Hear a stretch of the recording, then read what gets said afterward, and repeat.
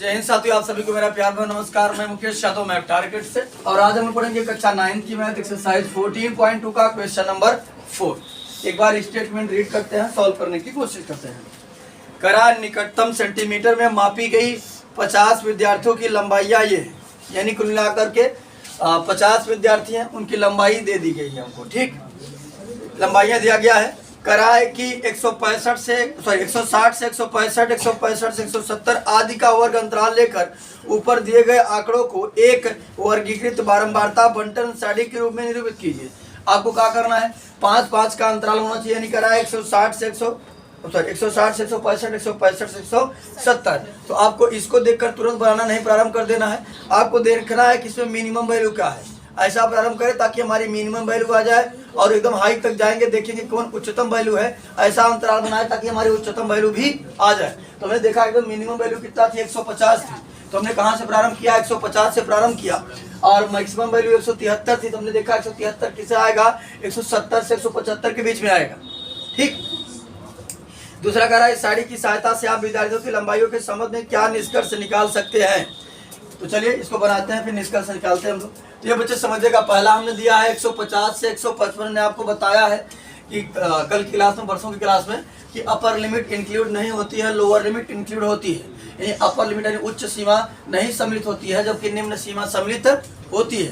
तो 150 से 155 के बीच में हमें देख रहा है कौन कौन आ रहा है।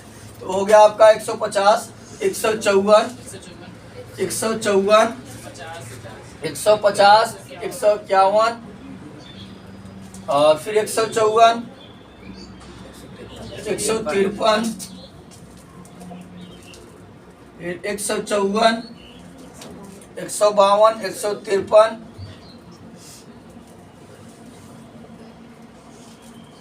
फिर 154, 153।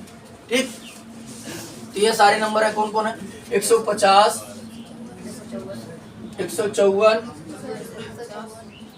फिर 154, 150, 151, 153, 154, 154, 154, 152, 153, 153, फिर 154। कितना हुआ कुल, 12। उसके बाद समझिएगा बच्चे ध्यान से। अब अगर हम बात करें तो अब हम देखेंगे कुल मिला करके 155 से लेकर 160 के बीच में, देखेंगे 155 से 160 के बीच में कितने ऐसे हैं जो आ रहे हैं। तो समझिएगा ध्यान पूर्वक।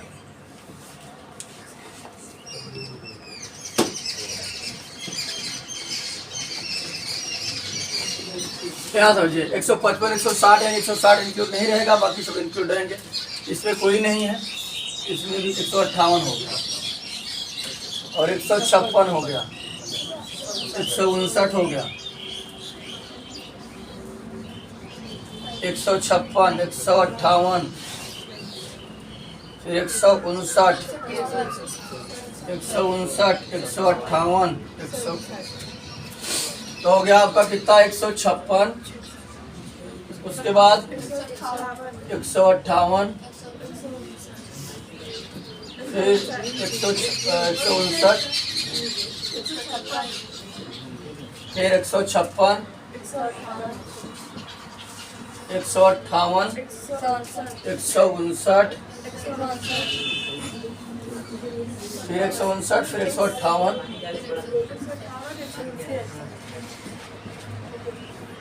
कितना हो गया ये, 9। अब हम लोग देखेंगे 160 से 165 के बीच में, 160 से 165 में कौन कौन आ रहा है उसको हम लोग देखेंगे।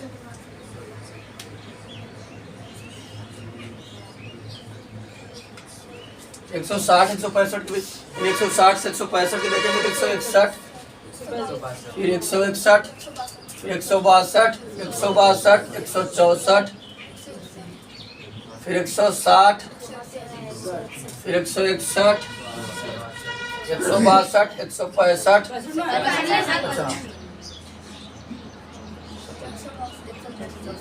164, 162, 60, 61, फिर 161, फिर 162, कितना हो गया 161, फिर 161, 162, 162, फिर 164, 160, 161, 162,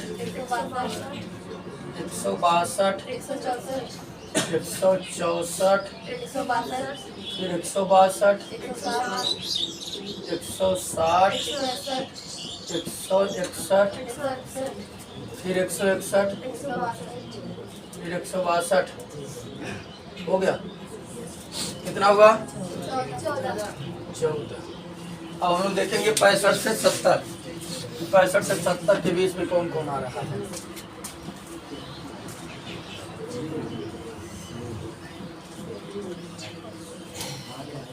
तो 65 से 70 के बीच में अगर हम देखें, यहाँ समझिए 65 से 70 के बीच में हो जाएगा 165, 168, 165, 165, 166, 168, 165, 166, 167, 168। कितना हो गया 165, 168, 165, 166, हाँ 165, 166,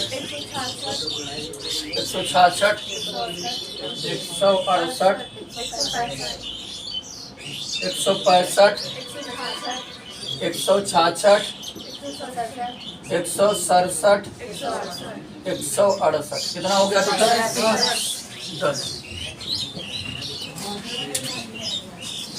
अब देखेंगे हम लोग कहाँ 170 से 75 कट हुआ है 5, 171, 172, 170, 170, 173। कितना हो गया 5। ठीक, इसमें पूछ रहा था कि आप चले वर्गीकृत बारहमारता बंटन बनाने के लिए कहा था, तो हमने बना दिया। अब कह रहा था कि यहाँ समझिए इस सारणी की सहायता से आप विद्यार्थियों की लंबाइयों के संबंध में क्या निष्कर्ष निकाल सकते हैं। तो यहाँ पर देखा हमने कि ये बच्चे 5 विद्यार्थी ऐसे हैं, ठीक, 5 विद्यार्थी ऐसे हैं जिनकी लंबाइयाँ सबसे अधिक यानी 170 से 175 के बीच है। और अगर बात करें हम 12 विद्यार्थी ऐसे हैं जिनकी लंबाइयाँ 150 से लेकर 155 के बीच में। यह हम निष्कर्ष निकाल कर लिख सकते हैं, और जो भी लिखना चाहे वैसे लिख सकते हैं, जो भी आपको निष्कर्ष निकला है। यहाँ पहला लिखिएगा कि 5 विद्यार्थी ऐसे हैं जिनकी लंबाइयाँ 170 से 175 के बीच है। और फिर आपको दूसरा लिखना है कि 12 विद्यार्थी ऐसे हैं जिनकी लंबाइयाँ जो है वो 150 से 155 के बीच में है। ठीक,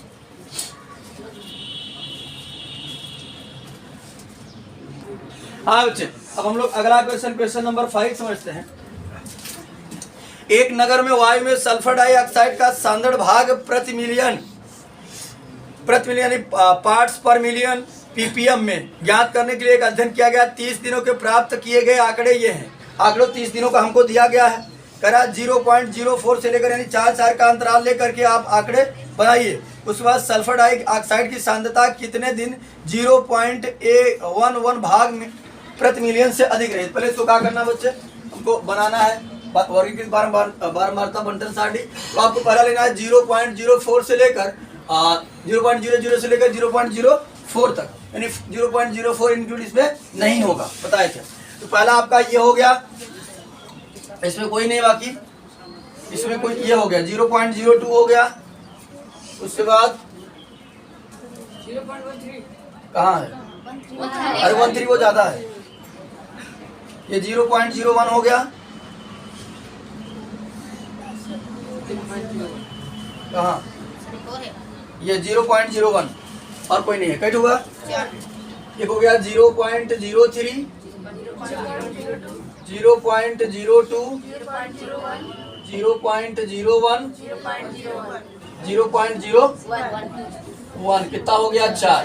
अब लेंगे 4 से 8, 4 से 8 यानी कि 4 से 8 में 8 इंक्लूड नहीं होगा, तो पहला आपका ये हो गया, दूसरा आपका ये हो गया, तीसरा आपका ये हो गया, और चौथा ये, एक ये बना,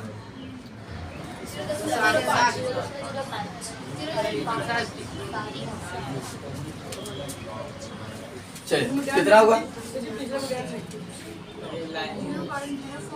0.04, 0.05, 0.06, 0.07, 0.06,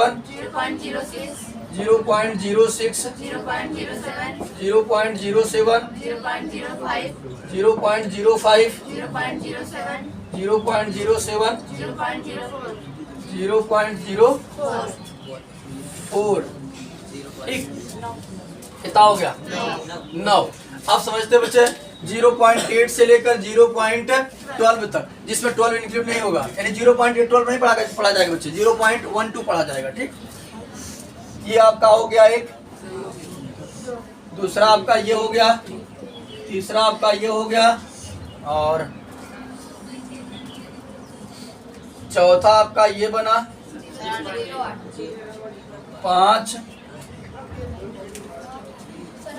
5, और ये 6, 7, 8, और एक ये 9।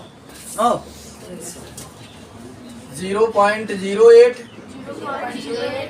0.08, 0.09, 0.09, 0.11, 0.08, 0.08, 0.08, 0.10, 0.09, 0.11 हो गया। चलिए अब क्या है, अब हम लोग देखेंगे कहाँ से, कितना हो गया ये 9। अब हम लोग देखेंगे कहाँ 0.16 से लेकर, यानी पहली लाइन ये पूरा मिट जाएगी, पहली लाइन पूरा मिट जाएगी ना, कुछ नहीं था उसमें, इसमें आपका ये मिट गया,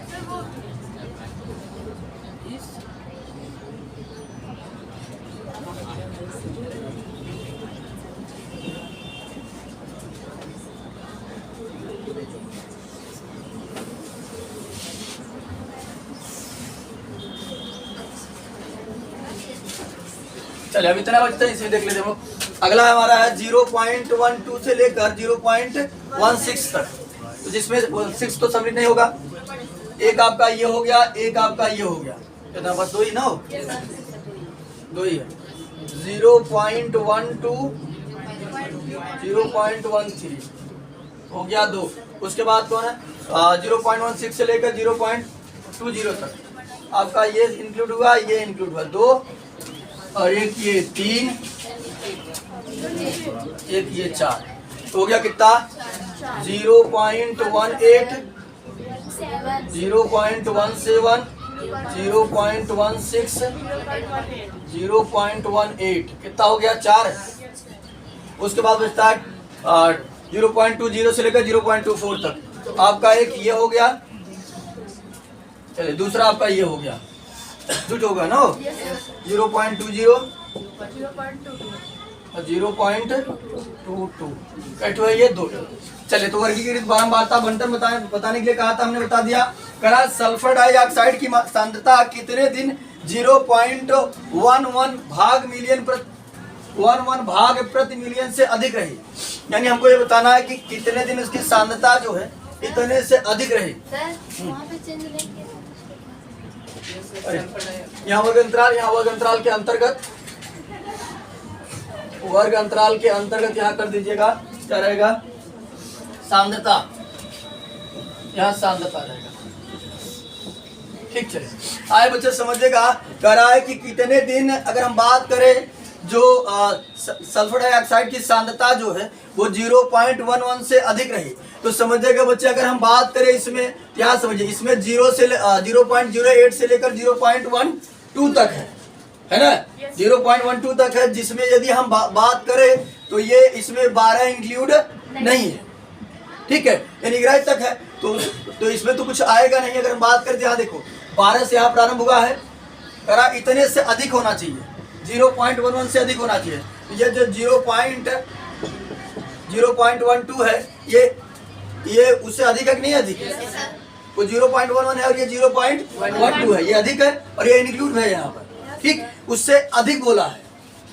तो उससे अगर देखो, इससे अधिक करेंगे अगर हमको जैसे अगर इसको अधिक ही करना है, एक ही अधिक करेंगे, 0.01 है, अधिक करेंगे तो क्या हो जाएगा 2, 1, तभी ना हो, यहीं से स्टार्ट होगा, नहीं इससे आगे जाएंगे तो जैसे हम कहते हैं 2 से अधिक, तो 2 से अधिक क्या होगा 3, क्या करा 0.11 से अधिक, तो 0.11 से अधिक ये वाला कॉलम भी है, ये वाला कॉलम भी है और ये वाला कॉलम भी है, क्योंकि ये कॉलम जो है 0.12 है, 0.12 से लेकर के प्रारंभ हुआ 0.16 तक, ये 0.16 से लेकर 0.20 तक और ये 0.20 से लेकर 0.24 तक, यानी ये तीनों कॉलम जो है वो 0.11 से कहाँ है, अधिक है। यहाँ समझिए 2 दिन यहाँ था, 4 दिन यहाँ था, 2 दिन यहाँ था, तो 2 और 4 6, 2 8, तो 8 दिन जो सल्फर डाइऑक्साइड की सांद्रता है वो 8 दिन का रहे 0.11 भाग प्रति मिलियन से अधिक।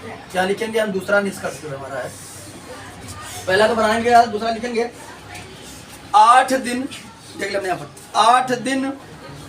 8 दिन सल्फर डाइऑक्साइड की सांद्रता 0.11 भाग प्रति मिलियन से अधिक है, ठीक, ये आपको लिख देना 8 दिन पूरा करके।